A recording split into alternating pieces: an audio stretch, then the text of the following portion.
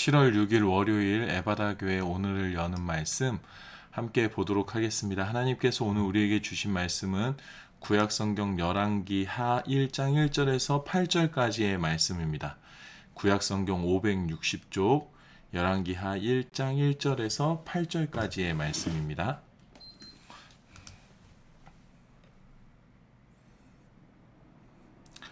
함께 읽겠습니다.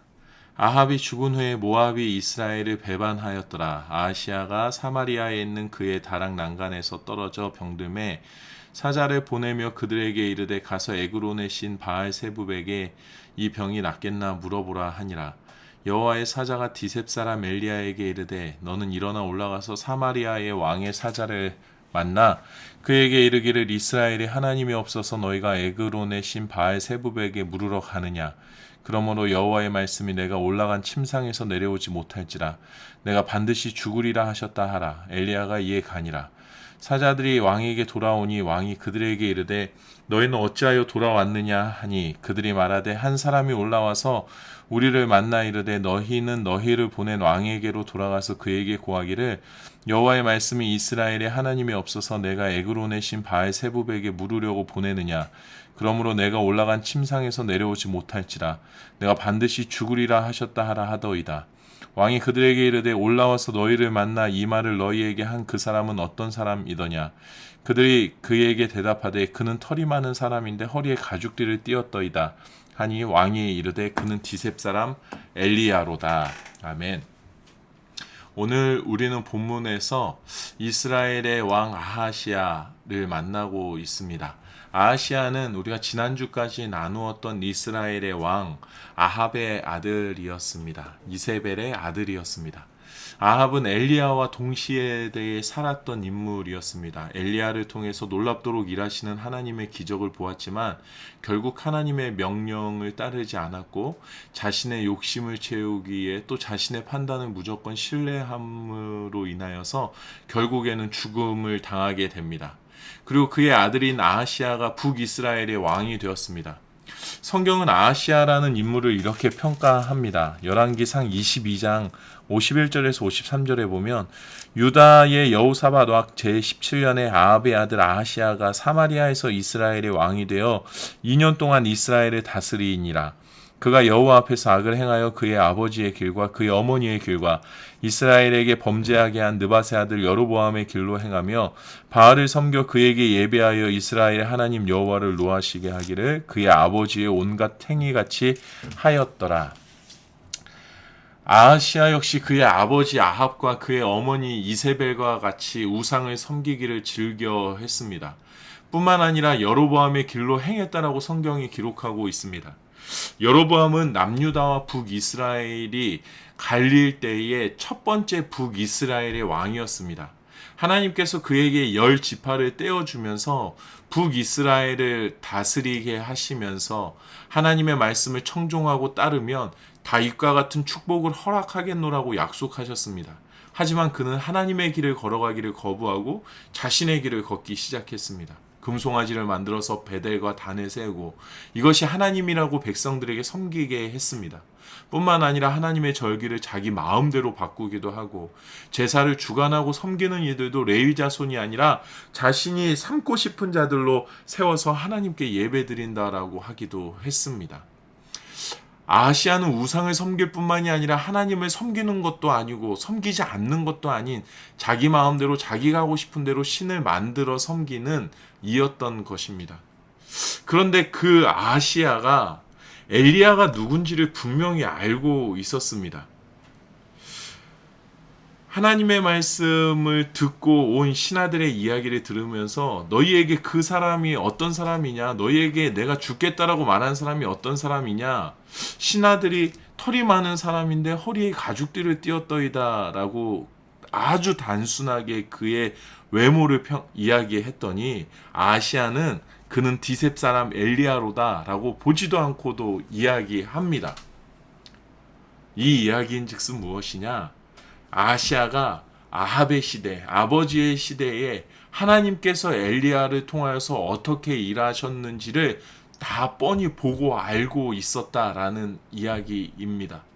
그의 기억에 너무나 정확하게 엘리야의 모습이 남아 있는 것은 하나님께서 엘리야를 통하여 역사하시는 것을 그가 보았고, 또 엘리야가 하나님의 선지자라는 것을 그가 분명히 알고 있었다라는 것입니다. 그런데 그는 하나님을 섬기지 않습니다. 오늘 본문에서 우리가 보는 것처럼 아하시아가 병이 들게 되고 에그론의 신 바알세붑에게 신하를 보내어서 이 병이 나을 것인지에 대해서 확인하고자 합니다. 바알세붑은 파리 형상을 한 신으로서 질병을 주기도 하고 질병을 낳게도 하는, 질병을 주관하는 신이라고 여겨졌던 블레셋의 신이었습니다. 아하시아가 얼마나 신을 좋아했는지를 우리가 알 수 있습니다. 그런데 그 자리에 오로지 홀로 자리 잡고 계셔야 하는 하나님은 정작 온데간데 없고, 이럴 땐 이런 신을, 또 저럴 땐 저런 신을 섬기는 그의 모습을 우리가 보게 됩니다.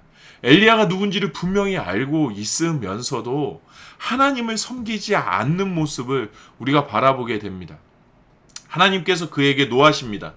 이스라엘에 하나님이 없어서 너희가 에그론의 신 바알세붑에게 물으러 가느냐고 엘리야를 통해서 하나님의 말씀을 전하십니다. 그리고 하나님께서는 그가 이 병으로 반드시 죽게 될 것이라고 저주의 말씀을 전하십니다. 그리고 아하시아는 결국 이 하나님의 심판의 말씀을 들은 채로 생을 마감하게 됩니다. 하나님의 말씀이 이루어진 것이죠. 참 안타까운 것은 오늘 본문에 나오지 않지만 16절과 17절의 말씀에 보면 그 어디에도 하나님의 이 말씀을 들은 아하시아가 하나님 앞에 엎드렸다거나 그가 어떻게 반응을 했다거나 하는 모습이 나타나고 있지 않습니다. 신을 섬기기를 그토록 좋아했었던 그가 하나님을 믿지 않았던 것도 참 의아할 뿐더러 엘리야가 어떤 사람인지도 분명히 알고 있었던 그가 엘리야를 통해서 하나님의 말씀이 선포되었을 때에도 그 말씀에 반응하는 것이 전혀 나오지 않습니다. 16절과 17절입니다.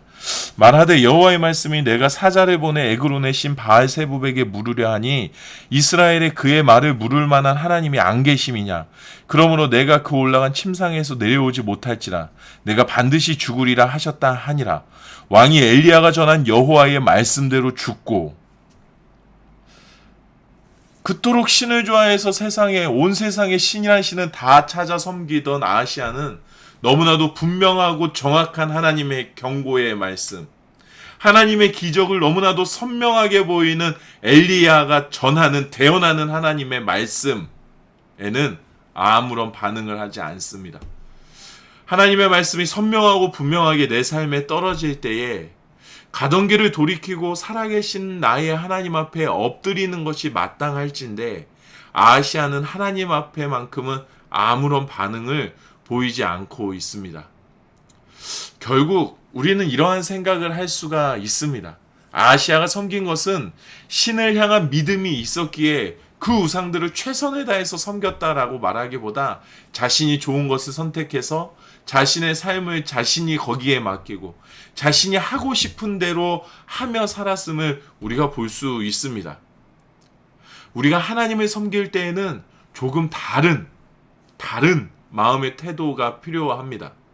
하나님은 내가 좋아서 믿고 섬기는 신이 아니라는 것입니다. 하나님을 향한 믿음은 내가 좋아서 믿는 것이 아니라는 것입니다.